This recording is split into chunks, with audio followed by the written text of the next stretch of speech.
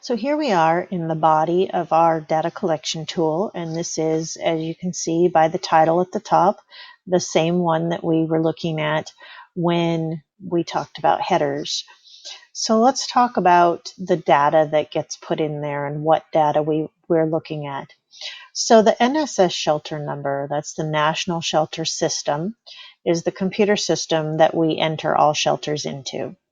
So we have the shelter number, we have the name of the shelter, we have the county or parish. In some parts of the country, a county is called a parish.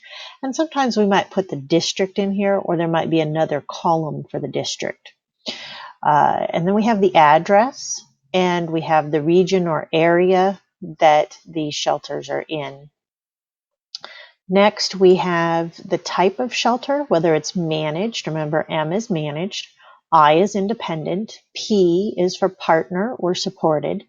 We have M, which is managed. And then we also have that they're all open. That's important. When we come over just a little bit more, we see the last known count. That was either the noon count or the last midnight count.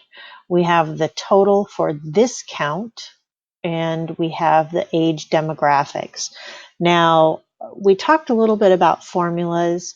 The age demographics, and I'm just going to take this 20 out of here in this yellow line so you can see what I'm doing. You'll notice that the 0 is the total for demographics. So column P is your demographics total. And when I put numbers in here, I can put a 1, and then I can put a 6, and I can put a 5, and I can put a 60, and a 7, and a 15. And it automatically totals over here in the demographics total that's 94 people. Well, obviously, if they told me they had 20, that's not the right number.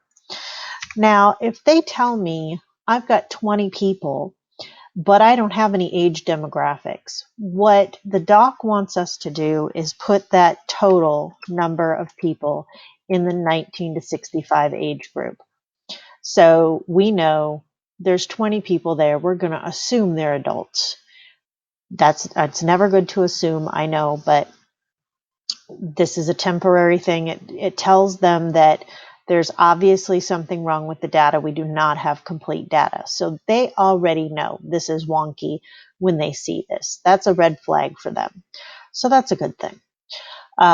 These other numbers here, when we look at demographics, if we've got 30 babies in a shelter, they're probably going to need a lot of diapers. That's what Mass Care is looking at. That's what FEMA is looking at. If we've got 18 senior citizens in this shelter, we may need some extra support for those senior citizens or different diet. So we're looking at those things when we look at these numbers, well, the other people who use these numbers are. So the next column is the FANs, functional and access needs clients. These are people who have a medical, mental health, or a disability, some sort of need. It could be autism, it could be diabetes, it could be just about anything. And so we will ask on their registration forms if they have any functional or access needs. There's a very politically correct way to ask that question. And then when we call for our counts, we will get those totals. This is a relatively new thing. So this just came out in October of 2016. So don't be like, well, I never heard of that before, because it is new. Then we're going to put the time that we contacted the shelter and who we talked to. Now, in the notes section, you can put things like the shelter has no power.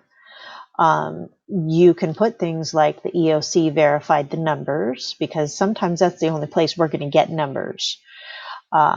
You can put notes in here like, oh my gosh, I called all the way up the chain of command, and I have not heard back. That tells us there's a problem. Mental health. They need mental health. Please send help. That is not something we want to put in here. When I see something like this, I will flag it in that nice orange color, telling me that I need to do something. But before I send this DCT on to the small group or the large group, because this could go to the governor's mansion, it could go to the White House, it could go wherever. They don't care about this. They don't need to know this. But maybe sheltering needs to know. Maybe staffing needs to know. Maybe mental health services needs to know. So I'm going to send an email. I'm going to put this in a note in an email. I am not going to leave this on the DCT. Expecting to close tomorrow. That's important. Okay, everybody wants to know about that. So we're going to check up. We're going to do a follow-up on that. So that's definitely going to be in there. If you notice, these are just phone numbers. There's no name attached to them. And they're the same number for daytime and evening. What that tells me is this is a shelter phone. They've gotten a whole bunch, and you'll notice the numbers are pretty sequential. They've gotten a whole bunch of telephones, like cellular phones, from some company that could be throwaway phones, they could be whatever.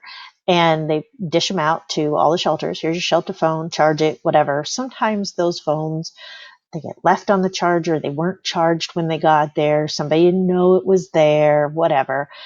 They didn't hear it ring.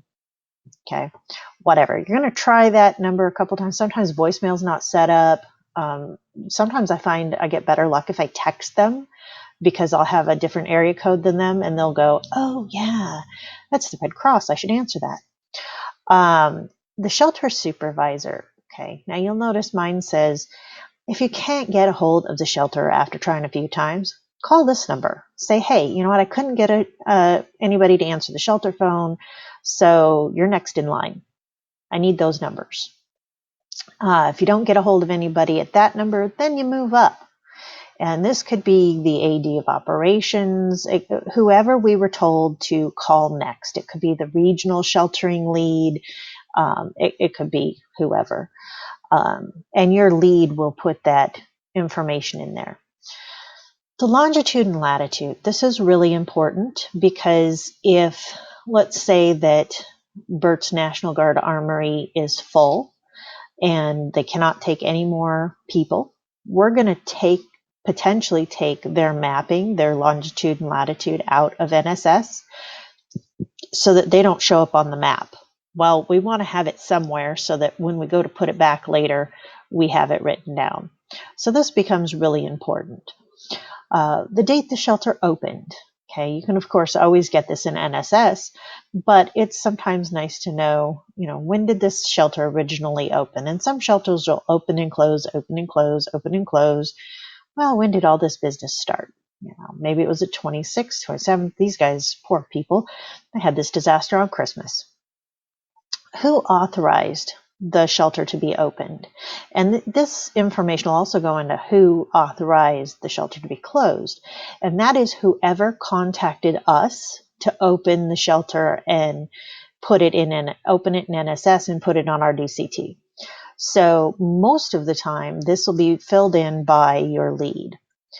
Maximum population for the shelter. Now you notice this one says there's only one person in this shelter for maximum population. We know that's not correct. That's a red flag right there. Okay, so the folks who look at this, they're going to go, wait a minute, there's something not right. That means we didn't get square footage. Maybe the shelter was never in NSS, and they didn't tell us how big the building was. So when we opened it in NSS, we put 1 to red flag it. Now, on my DCT, I have the client total count, the total client count for this count. And what that tells me is I can look, instead of scrolling all the way back here to column I have all that data right in one place, and I can say, oh, these guys are just about full. These guys have plenty of room. These guys have a lot of room. Okay, so I can look at this and I can just get a quick glance to see, is this going to be something that I'm going to have to cap off in NSS? And we'll talk more about that on another trip through the DCT. So let's take a moment And